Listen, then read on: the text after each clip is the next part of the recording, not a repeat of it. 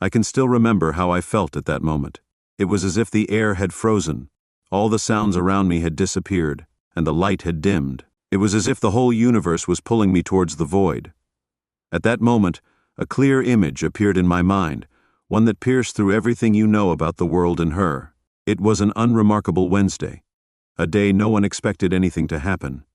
But that day, betrayal occurred, poisoning the marriage and staining everything. I had just finished a long shift, not an honorable one as a mechanic, but there was an honest side to it, fixing broken things, wiping the oil off my hands, the sweat from my forehead. I liked the clarity. I didn't realize until later how distant my clarity of her had become. When I pulled into the driveway, I noticed that her car wasn't there. It was late, much too late. My wife Danielle worked for him, Richard Heldke, at Parker & Finch, one of the biggest law firms in town. I often joked that he was a rich and arrogant lawyer who exuded success and arrogance. I had seen his name in the newspaper, on the front page after multi-million-dollar settlements. That night, I didn't think much of it at first. Danielle had been working longer and longer hours lately, with deadlines, documents, client meetings. She told me she was under a lot of pressure. I believed her. Why wouldn't I? I went inside, threw my keys on the counter and dialed her mobile directly, but the voicemail picked up. I felt a lump in my throat but quickly let go of it. Maybe she was stuck in traffic. Maybe she was still in a meeting. I poured myself a whiskey and collapsed on the sofa staring at the TV. An hour passed, 2 hours passed, and then my phone rang. It was a text from Danielle, working late again. Sorry babe, don't wait up, love you. I stared at the words working late again and felt that they looked completely reasonable on the screen, but something about them, the skill and rhythm of her excuses, made the whiskey bitter on my tongue. I pushed the glass onto the coffee table and picked up her photo from the blanket. Danielle was also very beautiful. Some people said she married a man like me, blonde, curly hair, green eyes that captivated you when she smiled. I always felt lucky to have her, maybe too lucky. The next day I couldn't get rid of this feeling, it kept gnawing at me. At first the feeling was subtle, like a fine thorn under the skin, but then it grew stronger and deeper. I've never been a jealous person. Danielle is always so warm and open, I trust her. But then she changed. She bought new clothes, sleek and expensive dresses that clung to her body. I never used to remember her staying up late at night, her phone never far from her hand. But when I reached for it, it was always face down. Sometimes it was as simple as ordering takeaway. She snatched it away and laughed. Something about work confidentiality. That Friday I didn't laugh with her. I decided to surprise her. I took the day off work and traded my work clothes for jeans and a clean shirt. I even bought flowers on the way to her office, her favorite kind. It was drizzling when I parked outside the gleaming high-rise at Park & Finch. I remember standing in the lobby, clutching those flowers, feeling like a fool. The receptionist smiled politely at me. "How may I help you?" she asked me. "I'm here to see Danielle Thompson." I spoke with determination and pride. "Do you have an appointment?"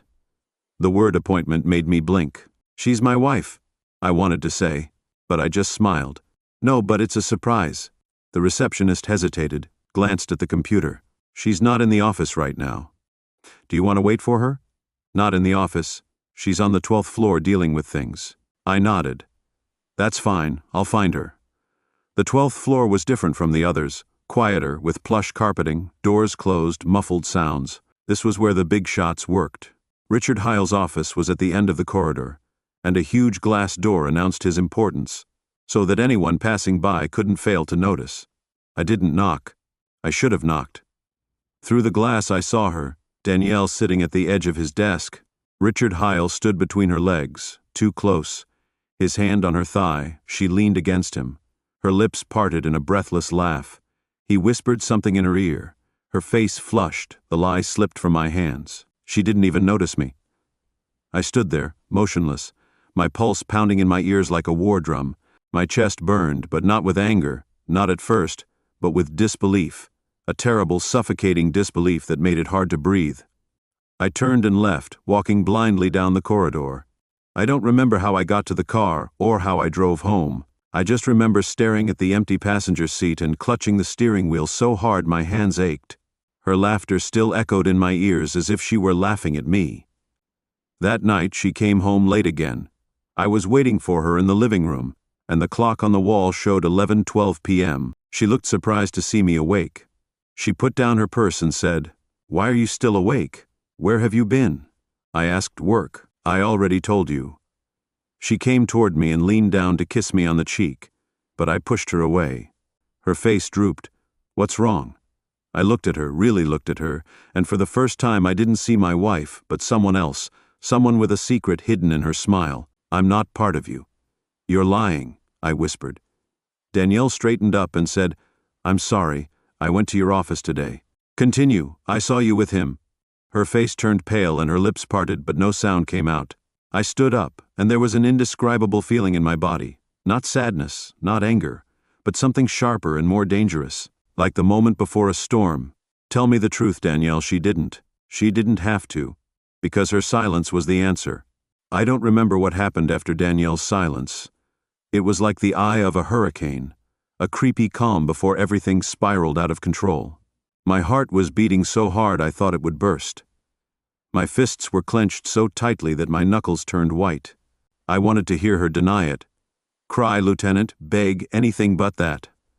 A hollow silence. She finally spoke. "Listen, it's not what you think." "Well, what do I think?" My voice was shrill and mocking, even strange to me. "I saw you with him. What the hell were you thinking?"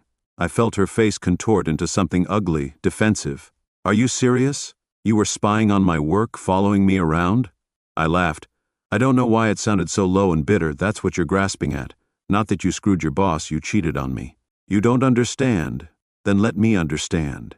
I came closer, my voice like the edge of a razor, explaining how his hands were on your damn legs, thighs, explaining why you were pawing around on his desk like some guy. "Shut up!"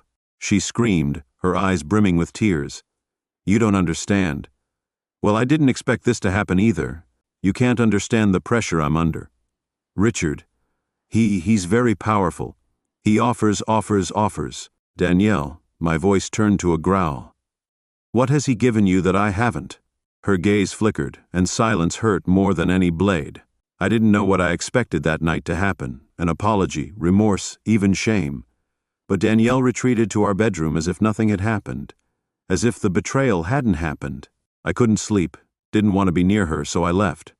I drove aimlessly around the city for hours until the streets blurred. The next day the sun rose and illuminated a part of me I didn't recognize. 2 days later, he came to see me. I was in the shop repairing a customer's damaged engine when I heard a car pull up outside. The roar of the luxury engine, the smooth, expensive machine, spoke louder than any words could. I wiped my hands and stepped out into the daylight. Richard was standing there, casually leaning against the car. It was a polished European car, more expensive than my house. He was wearing a tailored suit that looked like it had been sewn onto him. A smile played around the corners of his mouth, as if this was all a game. My blood burned like fire. "What the hell are you doing here?" He took off his sunglasses and neatly tucked them into jacket.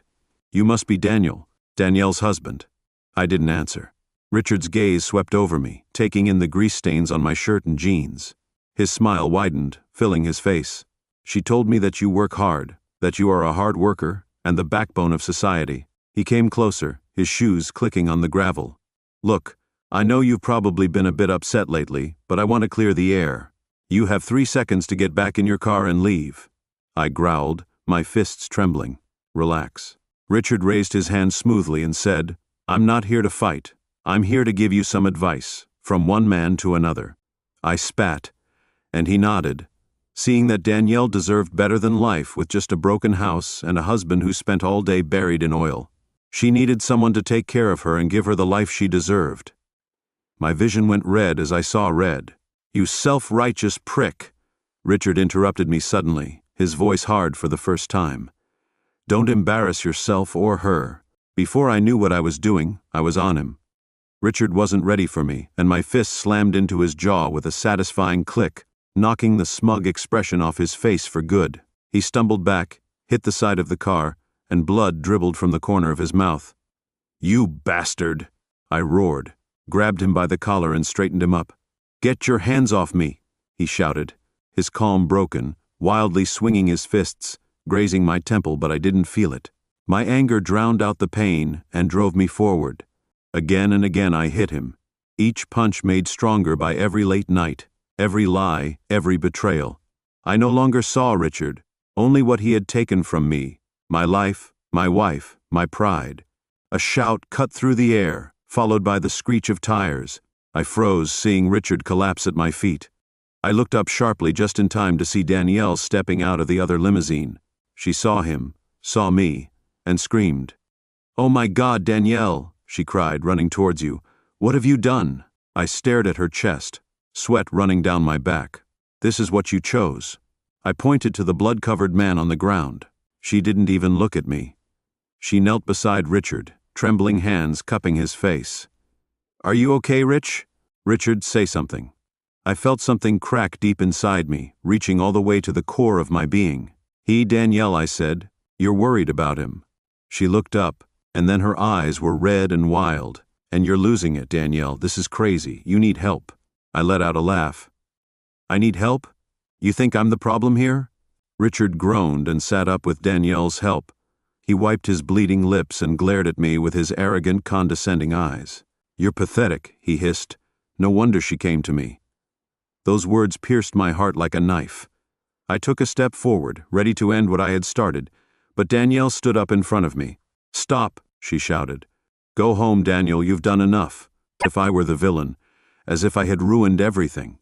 I looked at her, really looked at her, feeling my anger gradually dissipate, leaving a more empty feeling. I no longer recognized the woman standing in front of me. The Danielle I loved was gone. This was someone else, someone standing by his side defending him. I turned and walked back into the store. I heard Richard whisper something to her. I couldn't hear it. Then their car door slammed shut, and the engine roared to life as they sped off. I slumped into a chair, my hands still shaking. They'd taken everything from me, my wife, my dignity, my life. I didn't know what to do next.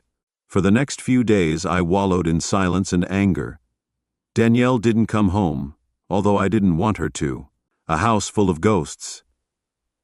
I didn't want to see her face again, but the silence cut into me like a dull knife, opening up every time I thought the wound might be scabbing over. Every time I closed my eyes, I saw them together, heard his smug voice, felt the sting of his words. No wonder she came to me. The words echoed in my head like the sound of battle drums, getting louder and louder until I couldn't stand it anymore. I'm not a violent person, but Richard Hyle's attack turned me into something else. Something broken, something dangerous, and so was she. That night I sat alone in the garage, a whiskey bottle in one hand, staring at the crumpled photograph of Danielle and me on our wedding day, her favorite picture of us. We were smiling in the sunshine. I had my arm around her waist as if I would never let her go. I built my life on that promise and she broke it. "Do you think I'm pathetic?" I thought to myself, smug face. "Thinking you think you've won." That's when I realized I wasn't going to sit back and let him take everything. I would not be that pathetic loser, letting him sweep me off my feet and play house with my wife. I would take something from him, something he could not replace, and I knew exactly how. It all started with research. Richard Hale was not just a lawyer, he was a brand.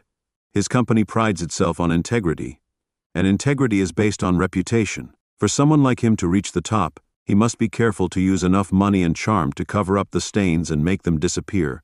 But everyone has weaknesses. Late one night, I went through public records, old articles and lawsuits to find all the stains I could find. It wasn't easy, his PR machine had done its job, but I found a clue, a tiny crack. An unhappy former colleague named Travis Camp, who had sued Hare for wrongful dismissal a few years earlier. The lawsuit had been quietly buried, settled out of court, with enough money to shut him up. I found Travis in a run-down bar on the edge of town. As I slid into his stool, he grumbled, "Who the hell are you?" A friend of someone Richard Hare screwed over. I came right out and said it. Travis turned to look at me. Me. His eyes were bloodshot and his lips curled into a sneer that made us both. "What do you want?" "The truth." Travis Camp sang like a canary. His barbs were sharper than his vague words. I knew everything. How Richard had used the law to make a fortune. How he had bribed judges, forged contracts, and used his charm to destroy anyone who got in his way.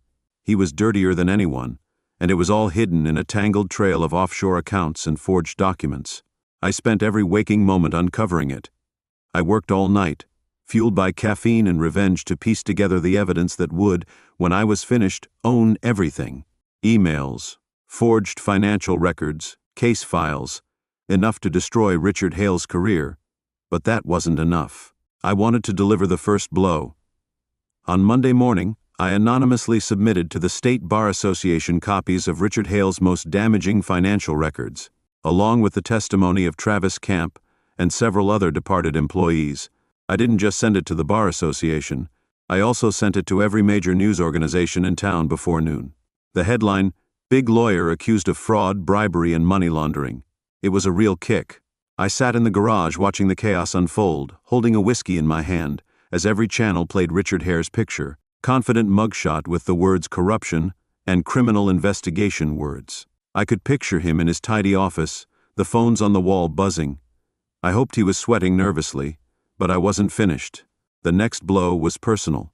I remembered seeing him with a woman a few months earlier at the company party, a stunning brunette named Veronica. A tribute to his wife, she stood next to him, wearing dazzling diamonds and trust, smiling at a man who didn't deserve her loyalty. I found her in a cafe in town, sipping an espresso and flicking through her phone, completely unaware of the storm that was about to hit. "Mrs. Heller?" I asked, walking up to her table. She looked up, confused but polite, and slid an envelope across the table. "You deserve to know the truth about your husband." She frowned and hesitated before picking it up. "Who are you?" "Someone he hurt. I just wanted to say I'm fighting back." I turned and left without saying anything more. I didn't need to see the look on her face when she opened the envelope. When she saw the pictures of Richard and his wife in his office, his hand stroked her as if he owned her. I took those pictures that night. The word got around, and Veronica Hale filed for divorce. 2 weeks later, the FBI raided Richard Hale's company, which was the final straw. They dragged him out in handcuffs, his face in the news, the flashes going off, reporters shouting questions he couldn't answer. I sat in the truck across the street and watched it all. Danielle was there too, standing near the chaos, pale as she watched her lover being led away like a common criminal. She looked lost and desperate, like she'd crashed into a shipwreck. Fortunately, she saw me, and our eyes met in the crowd for a moment. I thought she'd come over to apologize and beg for forgiveness, but I just shook my head and drove away, leaving her to face the mess she'd chosen a month later alone. Richard Hale's empire had crumbled to ruins. He had lost everything: his career, his money, his wife. The newspapers called him a liar, and the courts found him guilty. Danielle, I don't know where she ended up, and I don't care. People always say revenge.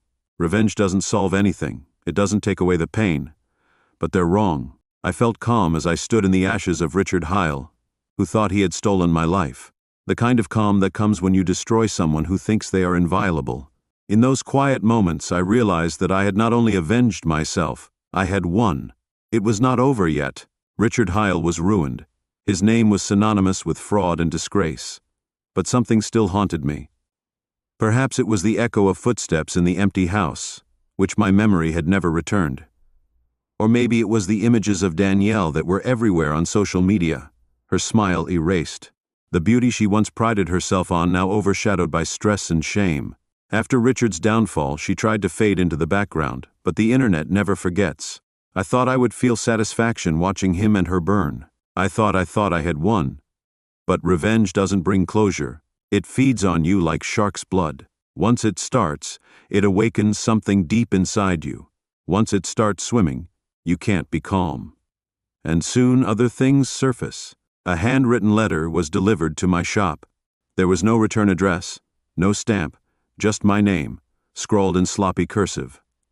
I opened the letter in the garage. A smell of engine oil mixed with old metal wafted from the paper, mingling with the faint scent of cheap cologne. The letter read, "You don't know what you've done. You think this is over. You're next. I'll take everything from you." There was no signature, but I didn't need one. Richard. I stared at the words for a long time. My heart was pounding. I'd seen the smug lawyer and the tailored lawyer in a bespoke suit being led away in handcuffs. He was not the sort of man to give up without a fight. Richard Hale was not only well-connected, and I had no idea how far those connections extended, but it was clear that this was not something that would be resolved within a few days. A few days later, I started to notice things, small at first. My emails would be opened with a neat slit at the top. And then, strangely, there would be strange cars outside my house at unusual times. Engines idling quietly in the dark, I caught glimpses of silhouettes behind tinted windows, watching, waiting. One night I took a wrench outside and, with it in hand, rushed to a black SUV that had been parked across the street for 2 hours. As I got closer, its headlight suddenly came on. There was a screech from the tires, and it drove off into the night, disappearing into the fog. I stood on the sidewalk, holding the wrench in my hand, my heart beating faster than I wanted to admit. I told myself I wasn't scared, just cautious. But then things escalated. One night I came home late from work and found the front door smashed open. I felt a chill run down my spine, and as I walked into the house, I heard the hinges creak louder than usual. The house was pitch black, except for the faint orange glow from the streetlight shining in through the windows. I flipped the light switch, but nothing happened. The power was out. I walked across the living room, my fingers gripping the crowbar by the door. The house was eerily quiet, except for the faint ticking of the wall clock in the corner. Something felt wrong. Then I saw the photo of Danielle and me hanging above the fireplace on the wall. Someone had written a message in thick black paint, the letters dripping like blood in the dim light. "You thought you could win." I froze, clenching the crowbar until my knuckles turned white. I scanned the room, every shadow twisting into menace, every crack in the floor making me jump. "Who's there?" I shouted. But there was no answer, just silence and the faint whistling sound outside. I checked room after room, corner after corner, but the house was empty. Whoever had been here had already gone, but they had left a message, a promise. The police were useless, probably some kids messing around. The officer looked at "Shown him you pissed someone off lately." "Yeah," I said quietly. "You could say that any idea who might have done this. I thought about Richard sitting in a jail cell somewhere, stewing in his anger. Thought about his connections, his money, his men, his reach." "Yeah," I muttered, "I have a pretty good idea." The next day the garage burned down. I got the call at 2:00 in the morning. By the time I got there, flames were licking the sky. The heat wave rolled on, the flames roared, the staff tried to control the fire, and my tools, equipment, livelihood, everything I had accumulated over the years, was all gone in an instant. The investigator told me afterwards that it wasn't an accident, but a message from Richard, who had come from hell to hurt me little by little and destroy what was left of me, what was left of it. That night I sat alone in my truck, parked outside the smoking ruins of the garage, watching the flickering flames in the rearview mirror. My hands were clenched around the steering wheel, not from fear but from something darker and colder. He wants to play, I thought. Well, Richard had underestimated me once before. He had mistaken my quiet life for weakness. He thought he could scare me, drain me, and leave me in the mud. He was wrong. I was no longer the same person who had broken into Danielle's house that day. That person was dead. The person I was now would burn everything to the ground. I reached into the glove compartment and took out the pistol I had bought after the first break-in. I hadn't used it before, not seriously, but now as I stared at the metal in my hands, I felt a calmness envelop me. Richard Heil wanted war, and he would get war.